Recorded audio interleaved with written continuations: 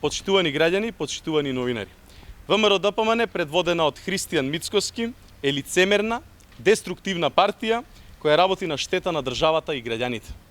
ВМРО-ДПМН најави дека ќе ја блокира еколошката такса, која треба да обезбеди над 55 милиони евра годишно за инвестиции во обновливи извори на енергија. Оваа партија во својата изборна програма има ветување за создавање на ист таков фонд. На страница 266 во изборната програма на ВМРО-ДПМН стои ветување за основање на фонд за животна средина. Во образложението на оваа мерка стои: се обврзуваме да го формираме фондот за животна средина, во кој ќе се слеваат средства кои граѓаните и правните лица ги уплаќаат како еколошки такси, надоместоци за животна средина и други еколошки давачки.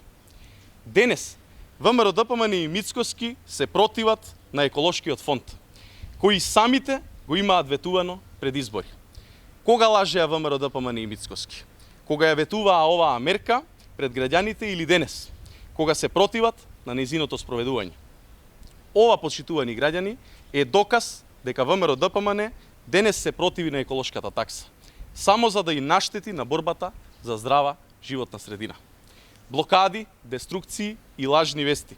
Тоа е се што нудат Мицкоски и ВМРО-ДПМН и токму заради таквата нивна понуда ги чека нов пораз на локалните избори на есен.